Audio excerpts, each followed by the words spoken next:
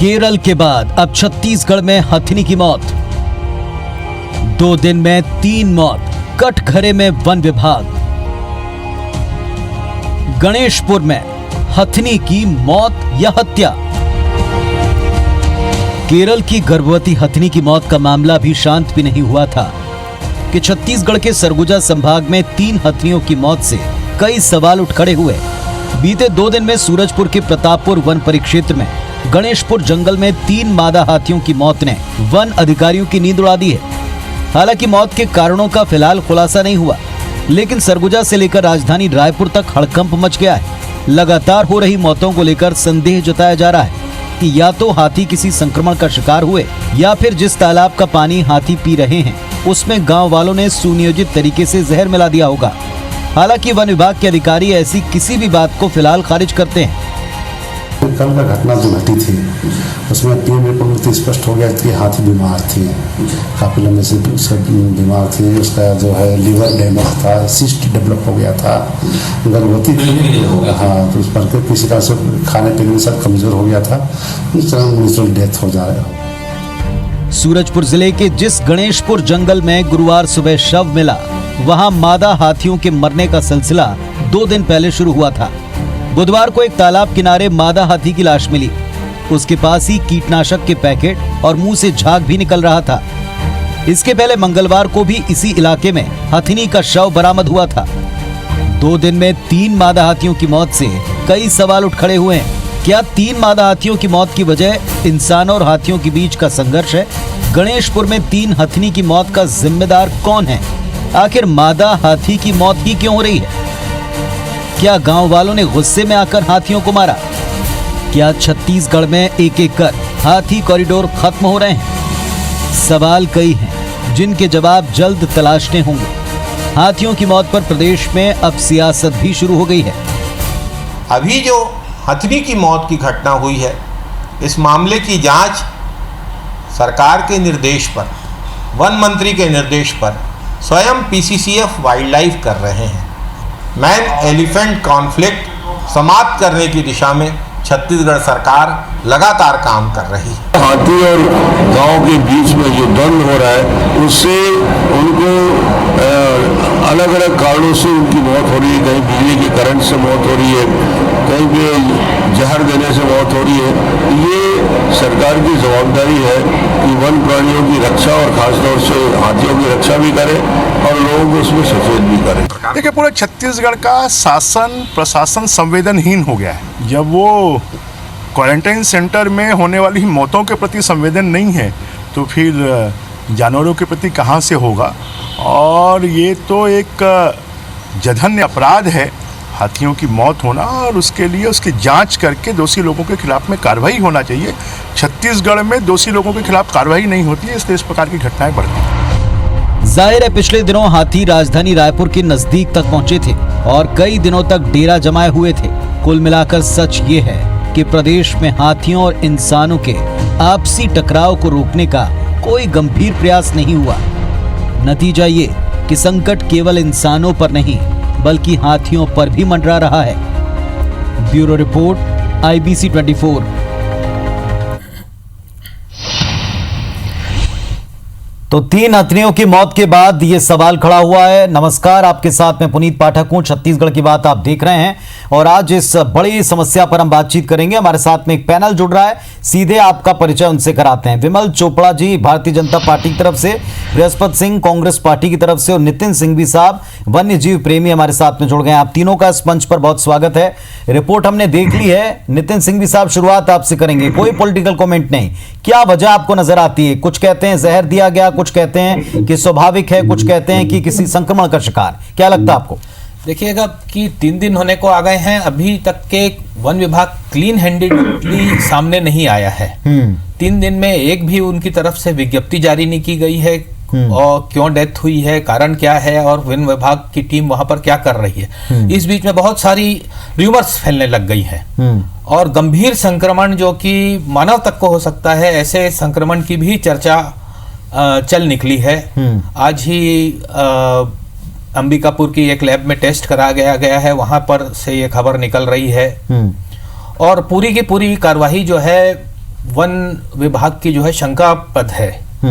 पहली जो हथनी की डेथ हुई, जिसके पेट में फुली ग्रोन भ्रूण था, जो भी मार गया, उस हथनी का सैंपल ही नहीं लिया गया। क्यों नहीं लिया गया? तो ये तो पूर्णतः लापरवाही है, कोई साइंटिफिक अप्रोच नहीं है इसमें। सैंपल लेना चाहिए था जब झाग निकल रहा है और पानी पे डाउट जा रहा है, तो तत्काल जो है सैंपल लेना चाहिए था। और जहर के केस में तो as early as possible sample lab में पहुंचाया जाता है। उसको दफन कर दिया गया। आज जो समाचार आ रहे हैं उसके हिसाब से दोबारा कब्र खोदी गई बिना फॉरेंसिक एक्सपर्ट की प्रेजेंस के।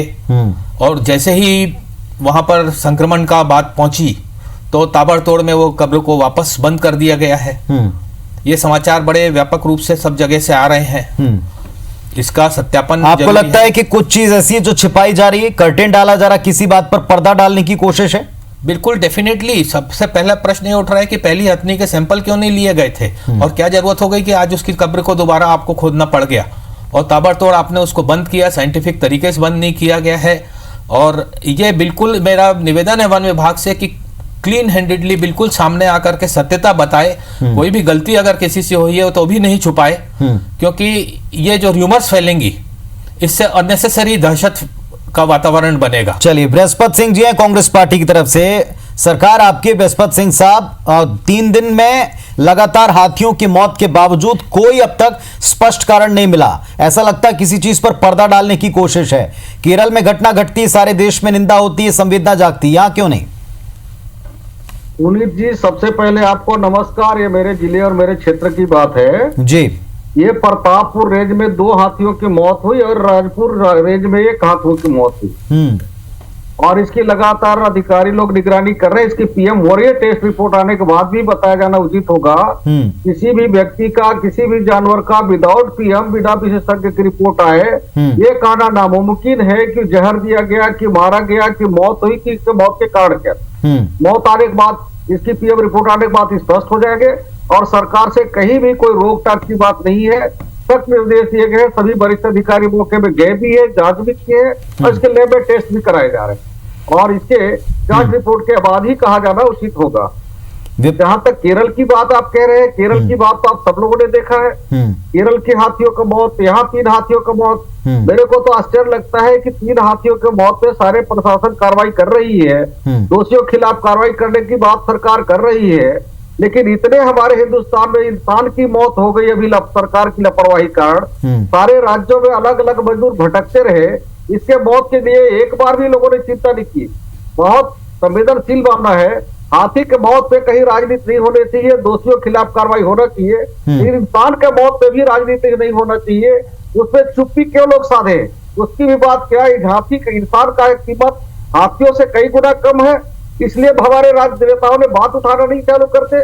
ठीक है, इंसान के विशेषज्ञ लोगों को बात नहीं उठाते। चलिए, फिलहाल उस मुद्दे पर भी बृहस्पति सिंह साहब लगातार हम डिबेट करते हैं, आप देखते ही हैं, लेकिन आज का मुद्दा हाथियों को समर्पित है, इसीलिए हम उसी के ऊपर स्टिक रहेंगे, उसी की बात करेंगे। नितिन सिंघवी साहब जो यहाँ पर वन्य प्रेमी, वो भी कहते हैं कि कुछ मामले ऐसे हैं जो लापरवाही के साफ तौर पर दिखते हैं। चोपड़ा साहब, क्या लगता है आपको, जब आप सरकार में थे तब भी मौतें होती थी, तब भी हाथियों के साथ संघर्ष जब इंसानों का हुआ, आरोप लगते थे, अब क्या स्थिति है, अब क्या बदला है? चोपड़ा साहब तो सरकार में थे नहीं, सारे दलीय होकर विपक्ष भूमिका निभा रहे थे। हाथियों की मौत पर संवेदनशील है, न मनुष्य की मौत पर संवेदनशील है। हर विधानसभा में बहुत आवाज उठाते थे, लेकिन आज लेमरू प्रोजेक्ट कहां गया, क्या स्थिति में है, कुछ पता नहीं। सरकार जो है उसको भी पता है। उसमें मैं छुपाने की बात तो नहीं, लेकिन सरकार की लापरवाही है कि सरकार संवेदनशील नहीं है। किस कारण से हो?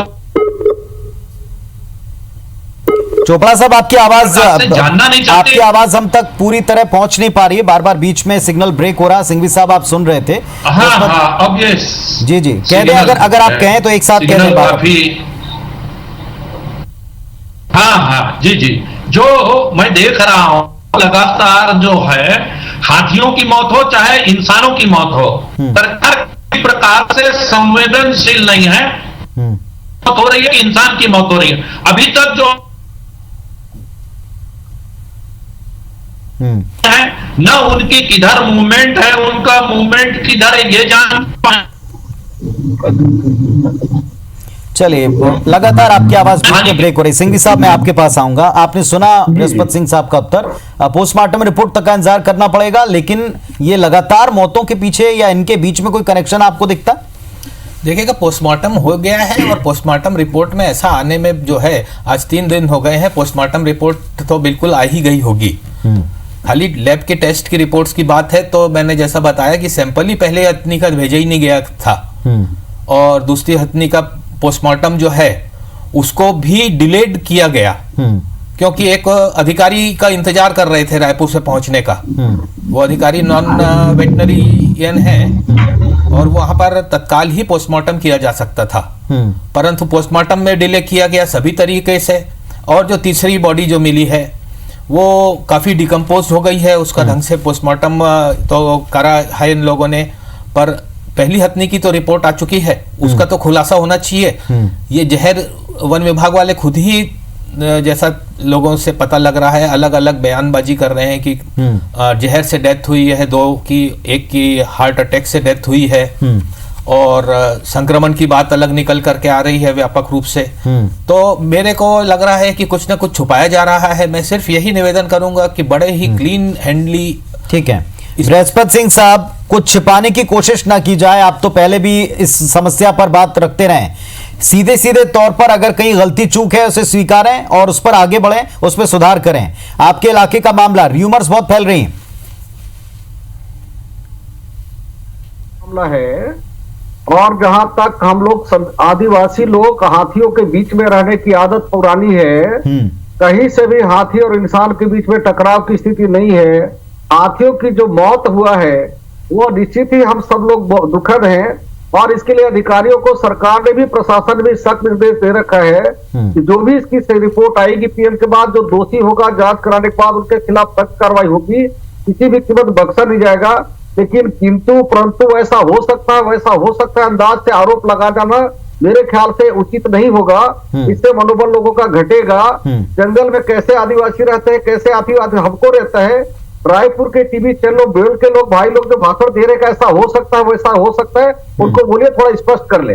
इसके बाद इस बात बृहस्पति जी, चलिए थोड़ा आगे बढ़ते हैं। ये तो मौत का मामला है, इसमें सच का सामने आना बहुत जरूरी है, और निश्चित तौर पर कुछ घंटों में या कुछ दिनों में ये सच सामने आए, उम्मीद करते हैं। एक बड़ी बात है, कुछ प्रोजेक्ट्स को लेकर आप बात कहते थे कि मुआवजे से काम नहीं चलेगा, आपको ठोस रणनीति बनानी पड़ेगी। अब आपकी भी सरकार को समय उछला है, क्यों कोई ठोस रणनीति जमीन पर नहीं दिखती? लगातार हम लोगों ने एलिफेंट प्रोग्राम के लिए, एलिफेंट प्रोजेक्ट के लिए लगातार हम लोगों ने बात उठाते रहा है, विपक्ष पर रहने के बाद भी, और सरकार के आने के बाद भी हम लोगों ने एलिफेंट प्रोजेक्ट हम लोगों ने भारत सरकार को भेजा है। जो भारत सरकार हमको सहयोग करेगा, जो हमको अनुमोदन मिल जाएगा, तत्काल एलिफेंट प्रोजेक्ट हम चालू करेंगे, और इस तरह की वारदातों से हम रोकने का पूरा कोशिश करेंगे। इनके जैसे भारतीय जनता पार्टी के हमारे साथी जैसा सदन में बोलते थे, हम उसके अंदर वायरलेस लगा रहे हैं, हम ये लगा रहे हैं, वायरलेस लगाने से कुछ नहीं होता, ये प्रैक्टिकल कहीं से भी नहीं है। हाथियों के लिए हमें प्रोजेक्ट बनाना होगा, उनके आवासीय क्षेत्र तय करना पड़ेगा, उसके चारे की व्यवस्था करना पड़ेगा, उसके रूट चार्ट में जो इन लोगों ने अव्यवस्था फैलाया, जो सरगुजा में बहुत बड़ी जंगल थी हमारे उदयपुर, जो अंबानी बंधुओं को देकर इसको पूरा बर्बाद कर दिया। हाथी आखिर जाए कहाँ, इसलिए मजबूर होकर हाथी इंसान के बीच में आ रहे हैं, बस्ती में आ रहे हैं। इस तरह से कोरबा क्षेत्र का आप देखे होंगे, हाथी को जो मुख्य आवासीय क्षेत्र था बड़ी उद्योग कंपनियों को दे दिया गया, सारे हाथी आवासीय क्षेत्र को खत्म कर दिए जा रहे हैं, नष्ट कर दिए जा रहे हैं। हाथी जाएंगे कहाँ? हम आदिवासी लोग तो हाथियों के साथ, जानवरों के साथ पीढ़ी दर पीढ़ी रहते आए हैं। ठीक है, इसके बारे हम लोग को अनुभव है कि कैसे हमको उनको मदद करना है। डॉक्टर चोपड़ा आपको सुन रहे हैं, तैयार करके, चोपड़ा जी आप कुछ कहना चाहेंगे? 15 साल बीजेपी की सरकार रही, तब तक सुनते रहे अलग अलग तरह के प्रयोग, लेकिन रायपुर तक आ गए हाथी, और अभी भी वही स्थिति है, कुछ बहुत कुछ जमीन पर बदला नहीं है।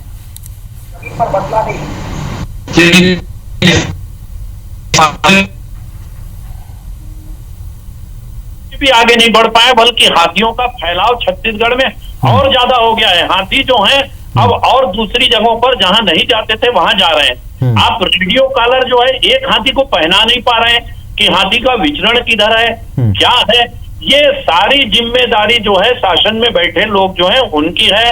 बृहस्पति सिंह जी अच्छे हैं, बढ़िया संघर्षशील नेता हैं, लेकिन उनका संघर्ष अब कांग्रेस शासन में कहां चला गया? अब क्यों नहीं आवाज उठाते वो सरकार के विरुद्ध? पहले बहुत बोलते थे, लेकिन आज जो है उनकी आवाज दबी हुई है, चुपचाप है कि हम देख रहे हैं, हम कर रहे हैं, और सारा का सारा वो जो है केंद्र शासन के मत्थे लाद रहे हैं। कभी वो प्रवासी मजदूरों की बात चालू कर देते हैं, तो कभी आकर के इधर उधर भटक जाते हैं। उनके मन में किसी प्रकार से ये हाथियों को सही व्यवस्थित करने की इच्छा नहीं है। वो सिर्फ जो है बात करना जानते हैं, सिर्फ बोलना जानते हैं, दोषारोपण करना जानते हैं। आज प्रवासी मजदूरों की स्थिति वो छत्तीसगढ़ में देख ले, मैं उसकी बात अभी नहीं करना चाहता, लेकिन हाथियों को लेकर के ये सरकार कहीं संवेदनशील नहीं है। आदमी भी मर रहे हैं, हाथी भी मर रहे हैं। सरकार को किसी प्रकार की चिंता नहीं है कि हाथी इधर उधर जा रहे हैं, हम उनको व्यवस्थित करें। बृहस्पति सिंह जी उत्तर देना चाहेंगे चोपड़ा साहब की बातों का? बिल्कुल बिल्कुल बिल्कुल। चोपड़ा साहब, आपसे निवेदन है, सारे दर्शकों से मेरा निवेदन है, 15 साल ये लोगों ने सरकार में रहा लेकिन हाथी की व्यवस्था नहीं कर सका। 15 साल लगातार हमने आवाज उठाया। अभी भी दिल्ली में आपकी सरकार है, मोदी जी को वन मंत्रालय को भेजिए, बोलिए कि जो छत्तीसगढ़ की सरकार ने छत्तीसगढ़ में प्रोजेक्ट भेजा एलिफेंट प्रोग्राम का, आप वहां से स्वीकृति दे दीजिए, उसकी व्यवस्था हम करेंगे। दूसरा और आपके माध्यम से निवेदन करना चाहेंगे पुनीत जी, आपके चैनल के माध्यम से जो हाथी आवासीय क्षेत्र है, जहाँ हमारे सरगुजा का उदयपुर क्षेत्र और बिलासपुर का कोरबा क्षेत्र, जहाँ जहाँ आवासीय हाथी का क्षेत्र था, ये भारतीय जनता पार्टी ने उद्योगपतियों का हाथ बेच दिया, पूरे जंगल को सत्यानाश कर दिया, ब्लास्ट करके ब्लास्टिंग, बड़े बड़े ब्लास्टिंग हो रहे हैं, हाथी होकर बाहर भाग रहे और आदिवासियों में जाकर बस्ती में जाकर आपके जो रायपुर में घूस रहे, ये जवाबदार है भारतीय जनता पार्टी की सरकार है। 15 साल ये 15 साल के शासन रहा और मोदी जी की अगर अभी भी नियत साफ है, हाथियों को सही में वितरण क्षेत्र देना चाहते हैं, खुले जगह छोड़ना चाहते हैं, आपको ये हाथियों के घर को उजाड़ना बंद करना पड़ेगा, जंगल को उजाड़ना बंद करना पड़ेगा, उनके वितरण क्षेत्र को सुरक्षित रखना पड़ेगा कि भारतीय जनता पार्टी ये बहानाबाजी नहीं चलेगा। एक तरफ आप बात करते हैं हाथियों के साथ क्यों घटना हो रहा है, दूसरी तरफ हमने लगातार मांग रहे सरकार। चोपड़ा साहब, बृहस्पति जी थोड़ा सा हल की तरफ भी आते हैं। एक दूसरे पर आरोप लगाते लगाते पूरा समय बीत जाएगा। यहाँ एक और एक गंभीर पॉइंट की तरफ आप तीनों का ध्यान चाहूंगा। सिंघवी साहब, ये मादा हाथी जो है उनके साथ में ही घटनाक्रम दिखाई पड़ा है और इसमें भी कुछ लोगों ने एक साजिश या इसमें भी कुछ लोगों ने आशंका व्यक्त की, आपको क्या लगता है? देखिएगा, ये तीनों मादाएं थीं और इसमें जब तक के रिपोर्ट्स नहीं आ जाती तब तक के कुछ नहीं कहा जा सकता कि खाली मादाएं ही क्यों कि उनकी क्यों डेथ हुई है। वास्तव में फैमिली में जो रहते हैं उसमें जो बुल एलिफेंट रहता है, टस्कर जिसको हम लोग बोलते हैं, वो जैसे 18 हैं तो उसमें 1 या 2 ही रहते हैं, आना जाना करते रहते हैं और बाकी सब जो है वो काऊ एलिफेंट्स रहती हैं।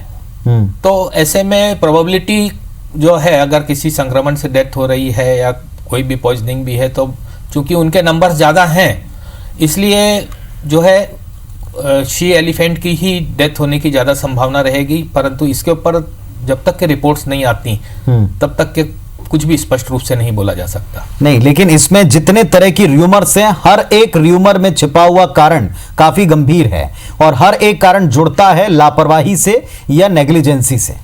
सिंघवी साहब, देखिएगा कि जहां तक पॉइजनिंग की बात है तो बहुत बड़ी नेग्लिजेंसी। कोई ठोस योजना तो दिखाई नहीं पड़ी इसमें ठोस योजना, ये तो तीनों डेथ जो एपिसोड्स हुए हैं इसमें तो कोई भी प्लानिंग और कोई भी साइंटिफिक अप्रोच तक के नहीं दिखाई दी है। और योजना की बात है तो अगर ग्रामीण पॉइजनिंग कर रहे हैं तो भी हर प्रकार की योजना का फेल्यूर है। पानी का तत्काल टेस्ट करके तो एक अगर पॉइजनिंग का डाउट तो उसको तो रूल आउट किया जा सकता था कि पानी जो तालाब जिसके बाजू में 2 हथनियों की बॉडी मिली है उसका वाटर टेस्ट करा करके तो हम पहले दिन ही प्रोबेबिलिटी जो है को रूल आउट कर सकते थे कि जहर है कि नहीं है उसमें, और भी जानवर मरे होंगे। तो बृहस्पति जी, एक फाइनल क्वेश्चन आपसे, क्या इसके सच को बहुत जल्द सामने लाने में दिलचस्पी भी ली जाएगी और आएगा सामने, जो दोषी होंगे उन पर एक्शन होगा?